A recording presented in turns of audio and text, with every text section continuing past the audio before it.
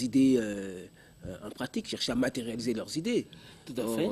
Aujourd'hui aussi se pose un problème de qualité d'enseignement même à l'université, et surtout que on le constate, bon nombre d'universitaires qui sortent de nos institutions, on sent qu'ils ne sont pas capables de pouvoir transformer la théorie en pratique. On ne se voile pas la face. Le problème, c'est quoi d'abord? Ça, c'est une vérité. Mais oui, le problème, c'est quoi? Parce que nous avons trop baissé la barre. Vous savez, nous allons avoir la défense des mémoires, des étudiants. L'année est terminée il y a 2 mois, mais nous attendons nos amis qui viennent de l'étranger pour venir voir. Pour nous autres, pour qu'un étudiant arrive à écrire un mémoire, voici la première exigence. L'étudiant doit nous donner 200 sources à noter, c'est-à-dire il a résumé ces livres-esprits écrits par monsieur tel, telle année, telle édition, parlez de ceci.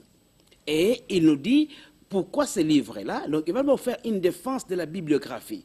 Et pourquoi ce livre je l'ai choisi, ainsi de suite. Pourquoi? Parce qu'il y a beaucoup d'étudiants aujourd'hui qui terminent dans nos universités qui n'ont jamais lu 5 livres. Voilà. C'est une tragédie. Grave. Chez nous, à l'Université chrétienne internationale, l'étudiant qui pense qu'il va quitter l'université pour avoir un diplôme de licence doit documenter un parcours vérifiable à la fin d'au moins 200 sources que lui a vues dans son mémoire.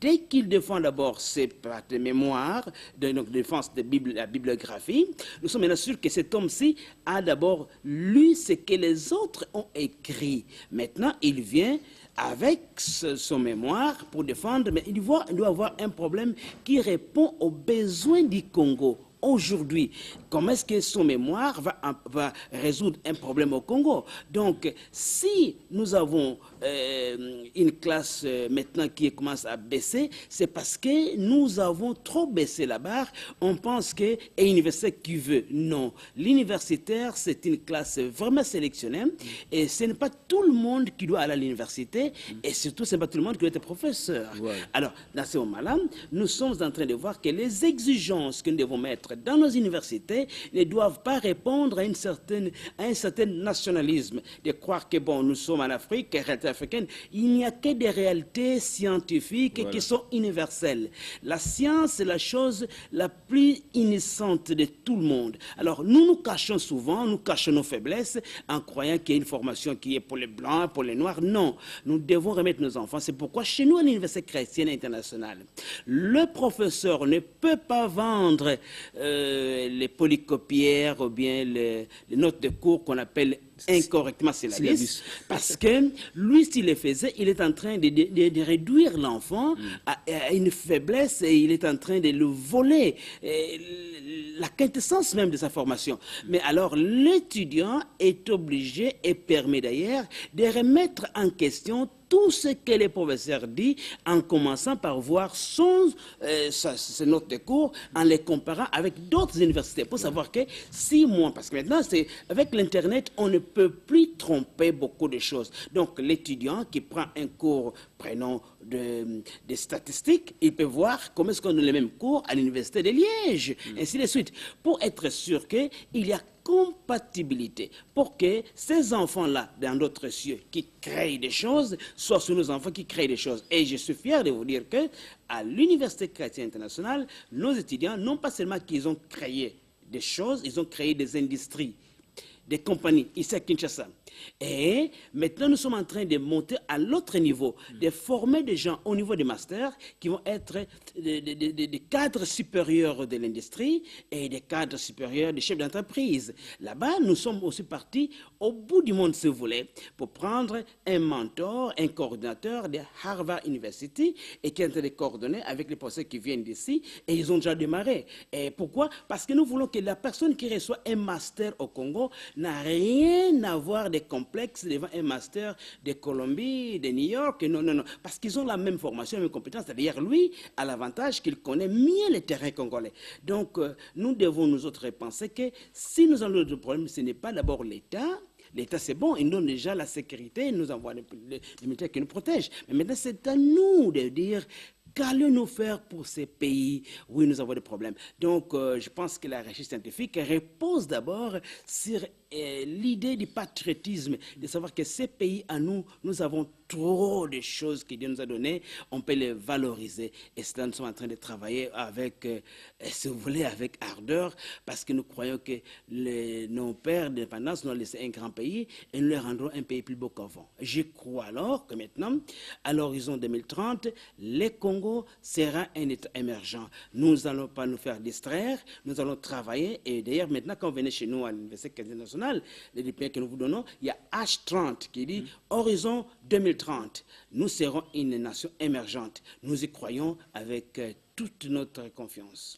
Alors, pour terminer, professeur, parce que là, il nous reste pratiquement 6 minutes, pour terminer, vous en tant que scientifique, au vu de tout ce que nous venons de parler ici sur ce plateau, si on vous demandait de faire un projet de réforme d'université dans notre pays, quelles seraient vos priorités?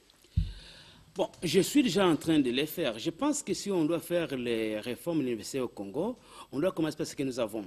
Premièrement, il faut que le Congo retouche immédiatement les départements des mines et pétrole, parce que nous avons beaucoup de minerais ici et c'est tellement dangereux qu'il n'y a pas une seule école où les enfants congolais apprennent comment couper les diamants. Dès lors que vous n'allez pas couper les diamants, vous allez prendre les diamants bruts et vous l'envoyer en Anvers, et l'Anvers est la capitale du diamant du monde, non pas encore une seule mine de diamants. Donc ça doit quand même nous toucher au cœur. Donc il faut que les mines et les pétroles soient réinventés. Deuxièmement, le monde est en train d'aller vers la science qui vient de la technologie. Donc, dans la technologie ici, excusez-moi de prendre le sens de technologie, je pense qu'il faut retoucher immédiatement l'informatique et la télécommunication. Parce que c'est là où le monde est entre notre paume de la main. Et troisièmement, il faut révisiter rapidement la formation du centre de la santé, de la médecine. Comment est-ce qu'on forme un médecin au Congo? Je ne pense pas qu'un jeune homme qui a fait 3 ans ici et devient biomédical, il va faire un doctorat. Non. Repensons cette formation-là pour que l'enfant qui sort ici comme un médecin est un médecin réel. Et quand on a touché cette formation, vous voyez maintenant la question du développement. Quel est le cas de développement? Comment réévaluer ce que nous avons là-bas? Et quand nous avons pensé, allons aux hauts et forêts que nous avons en abondance. Donc je suis en train de voir d'abord ce que nous avons, mais quand nous avons fini cela, voyons la question d'urbanisme. Comment les résoudre? Et puis maintenant, les besoins essentiels. Qui va gérer les compagnies de l'eau, des transports, de l'électricité, et ainsi de suite. Parce que c'est là où nous avons de la quine sérieuse. Alors je pense que pour répondre à l'enseignement, il faut d'abord voir ce que nous avons d'abord, nous les Congolais, et rendre nos enfants les meilleurs de ça. Et je pense que c'est les choses que moi je donne à l'Université nationale. Nous n'avons ciblé que les biens que nous avons ici au Congo, et en abondance, qui peut permettre que nous pouvons créer des richesses et créer des gens qui vont résoudre des problèmes de la société et aussi remettre le Congo à sa place d'honneur. Voilà, professeur, merci d'être venu. Votre mot de la fin, c'est... Je crois beaucoup à ce Congo et je crois qu'à l'horizon 2030, le Congo deviendra une nation émergente. Nous avons beaucoup de problèmes, beaucoup de défis, mais ne soyez pas distraits.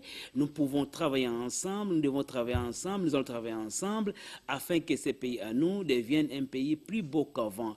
Et à tous les étudiants qui veulent expérimenter la grandeur de ce que nous parlons ici, nous vous invitons à l'Université chrétienne internationale sur 14e rue, quartier industriel, parce que je pense que là, nous recevons les gens, les cadres de très haut niveau, que nous voulons former au niveau des masters, que ce soit en MBA, que ce soit en Master Public Health, que ce soit en droit international humanitaire, et nous vous invitons. Et ceux qui ont fini l'école secondaire, nous pensons que maintenant, c'est le temps où nous allons vous former aussi. Nous avons au moins 10 possibilités, et évidemment, nous avons aussi des écoles d'application. Il y a les collèges américains, c'est nous qui avons ça, et Célestina pour les infirmiers. Donc, nous pensons que nous avons mis toute une infrastructure pour l'éducation. Nous voulons encadrer l'enfant congolais, l'amener de la première primaire jusqu'à 2030 où nous allons être une nation émergente et ceux qui veulent étudier. Donc, nous invitons à l'Université internationale sur 14 mm, quartier industriel. Merci encore une fois, professeur, de votre disponibilité. Merci à vous aussi, chers téléspectateurs, de votre particulière attention. C'est par ici que nous bouclons la boucle pour cette édition de Congo Devise. C'est avec un réel plaisir que nous allons vous retrouver le jeudi pour Congo Avenir. Mais d'ici là, portez-vous bien et restez en compagnie d'autres programmes de la radio-télévision nationale congolaise. Ciao.